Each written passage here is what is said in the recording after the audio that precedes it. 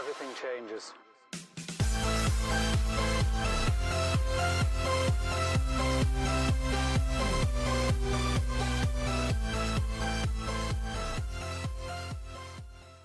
All right, what's going on, guys? Welcome back to the channel for another video. And if you didn't hear today, J.Crew and Gold's Gym filed for bankruptcy. Now, J.Crew is one that we've talked about. Looks like they're probably going to go away. They did say they're going to continue operations online only. We'll see how long that lasts. Toys R Us said that as well, and it didn't really go so well for them. So we're going to have to sit back and watch. I'm going to take you over and show you the story on J.Crew in just a second. And we'll also take a look at Gold's Gym. It looks like 24-hour fitness could be right behind them. Now, the two gyms, really not a surprise. Obviously, nobody allowed to go to the gyms right now during lockdown and quarantine. But Gold's Gym looks like their debts versus their assets are almost equal. So their bankruptcy may not mean the end of Gold's Gym. This is a way, if you're not familiar with why companies file bankruptcy, basically it's typically when they owe way more money than they have. So let's say they have lines of credit and loans and debts and credit cards or whatever it is, and it totals $1 million, but they only have about $500,000 in the bank. And if they had to pay everything, they wouldn't be able to. So what bankruptcy does is basically kind of works with the creditors and gets them a good deal. You know, if you negotiate your credit cards, you owe them 10 grand and you're like, look, I can't pay you 10 grand, but I've got 6 if you're willing to take it all. That will get them their principal back, less all that interest kind of, and they're willing to get something out of you rather than nothing, essentially. And so that's why a lot of companies do it. They try to relieve the debt, they relieve the payments, and then they're able to continue operating and come out of it better or in a better position. Sometimes it works and sometimes it doesn't. It just depends. Gold's Gym sounds like they're going to be okay. And remember, I think when everything opens up completely in the next month or two, that people are going to rush back to the gyms. They're going to rush out stores. People are going to be excited to go to these places. Hopefully they still have the money to pay the monthly memberships or whatever it amounts to. But these places could see a rebound. Maybe. I could be wrong, and it could be nobody has any money to pay for this stuff and they just keep crashing. But hopefully the bankruptcy for them will work. I don't know 24-hour fitness's financial situation. They didn't mention it yet, so we'll have to wait to see if they decide to file the bankruptcy protection. But J.Crew is in serious debt, and the internet, especially Twitter, has been trolling J.Crew, saying, yeah, I wonder why J.Crew, a company that sells sweaters, preppy sweaters for $145, is going out of business. I could never guess. And they're kind of right. J.Crew was pricey for a while before they started doing those drastic sales. So let's jump over. Let's check out the Gold's Gym and the J.Crew story. I fear that J.Crew is just the beginning of the corporate big company bankruptcies. Of course, we know Sears, JCPenney, Macy's, all on the edge, several others. So this could be one of many to come in the next, say 90 to 3 to 6 months, give or take 90 days to 180 days. We'll have to see. Let's check it out. Okay, here we are on the Washington Post. I didn't pick this website for any particular reason, just the first one that I grabbed up. And it starts with J.Crew files for bankruptcy, the first national retail casualty of the C-19 pandemic. Those of you new to here, you know on YouTube, we can't say that word right now. They are cracking down on it. Their automatic software will detect it. Anyways, a series of missteps in both fashion and finance left the one-time mall darling with stalling sales and huge debt. Now, let me be honest. J.Crew was in a lot of trouble long before this lockdown. They were in serious trouble. We discussed it before. So this just was their nail in their coffin, but it definitely didn't cause the problems that they have. Now, I'm going to butcher the name, but the Washington Post article was written by Abha Batare. Anyways, sorry about your name. Major national retailers are foundering as the C9 pandemic accelerates the industry's long decline, with Monday's bankruptcy filing from J.Crew delivering a stark reminder that the face of retail could be permanently altered. It will be. Tons and tons of companies that were teetering are going to go out of business. Neiman Marcus, yes, going away. JCPenney, Macy's, Sears, some of these companies by the end of the year are not going to make it. I don't know how many, I don't know which ones, but there's definitely going to be more to follow this. The mall staple known for preppy basics became the first national store brand to seek Chapter 11 protection since the C-19 crisis began, but others are nearly certain to follow. Neiman Marcus and JCPenney are low on cash and widely reported to be considering similar action. Remember, guys, bankruptcy protection does not mean that they are going out of business or gone. However, in the case of a lot of these stores, it's a pretty good sign that they won't be around too much longer. People said Toys R Us would survive. They would come back out of bankruptcy and be good to go. I knew better. When companies are this desperate and in this big of a hole, especially before this lockdown, there's little to no chance they're going to make it out of here and come back stronger. No way.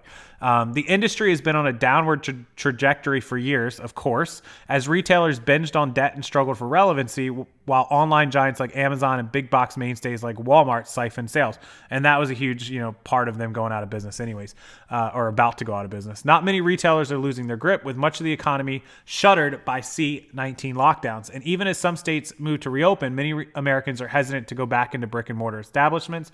As many as 25,000 stores could permanently close this year, according to liquidation firm Gordon Brothers. So think about that. 25,000 stores could permanently close.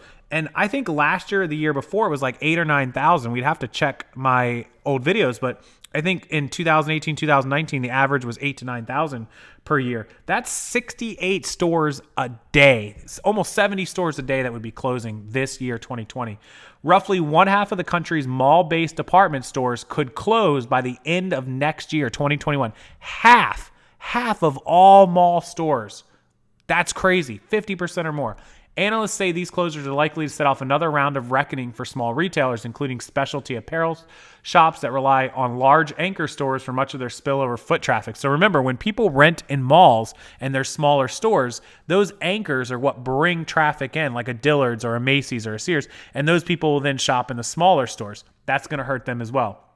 Many also have clauses in their leases allowing them to pull out of shopping malls as big name anchors disappear. So in other words, part of the lease, if the mall can't keep the big stores in there, the little stores get to break their lease and roll out. So that's going to happen as well. So that creates cascading problems for mall operators. Mall vacancies are at an all-time high of 9.7%. So 10% of all malls in this country are empty. Count on that going up to probably 20%. If you've never went to YouTube and typed in abandoned malls, do yourself a favor and go check it out. You're welcome.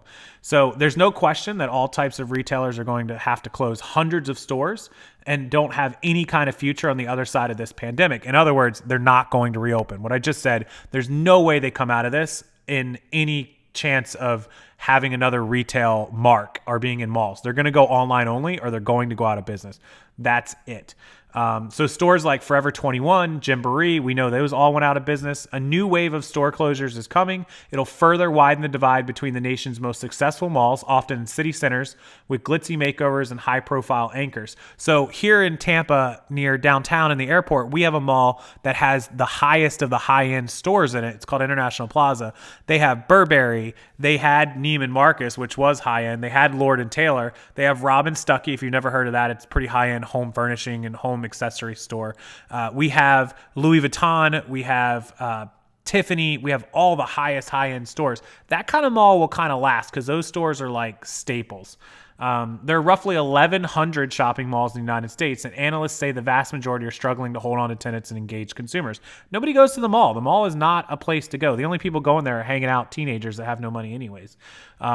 So thousands of low-performing stores could close, hollowing out struggling malls with rippling effects on the landlords, suppliers, and workers. Hundreds of thousands of retail workers have lost their livelihoods, with the industry cutting 77,000 jobs already, more than any other sector in 2019 alone. So they've already cut 77,000 jobs in the mall stores, and that's more than all of last year together from the other sectors. That trend is likely to continue.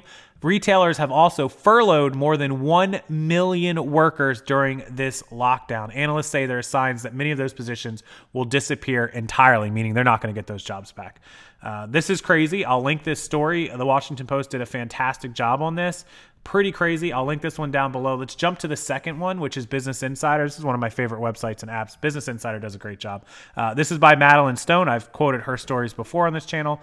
Gold's Gym has filed for bankruptcy protection after closing locations amid the C-19. This was obvious. Nobody could go to the gym. Probably one of the last places to open up, although they're opening here in Florida. The gym chain has temporarily closed locations. It later announced it would close 30 company-owned locations for good. So 30 of their locations, history for good, gone. I don't know how many locations they have. I think it's, 700 around the world. I was going to say it's in the 500 to 700 range. 700 around the world. I think 500 are here in the U.S., which means they closed like 7 or 8% of their stores. pretty high, because or at least in the US, 10% would have been 50, so 5% would have been 25, what, 6-7%. We want to be 100% clear that Gold's Gym is not going out of business. The brand is strong and we'll continue to innovate and grow our digital business.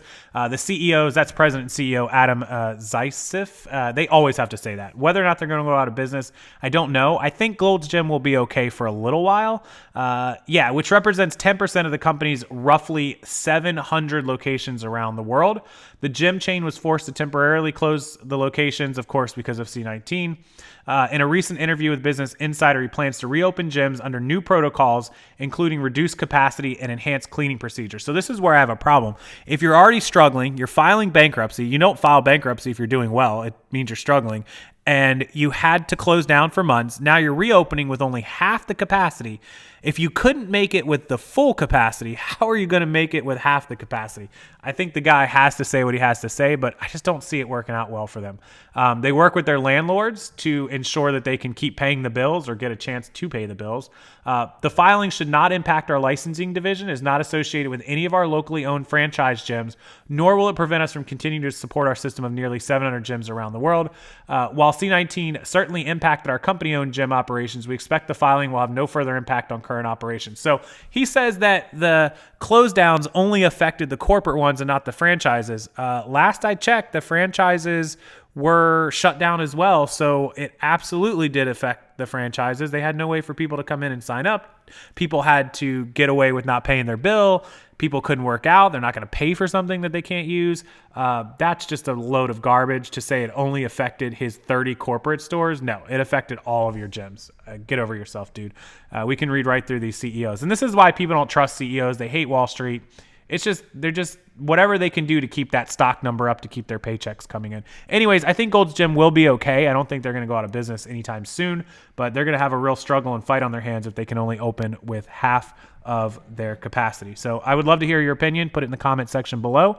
I'll link both of these stories down in the description, from J.Crew to Gold's Gym, and I can't wait to hear the conversation in the comments that you guys have about these mall stores and about the gyms, whether or not you're going back to the gym, going back shopping, if you'll visit these stores, anything you want to add, put it down in the comments. I'll read them, I'll respond to them, and I appreciate all the time you guys spend watching these videos and commenting.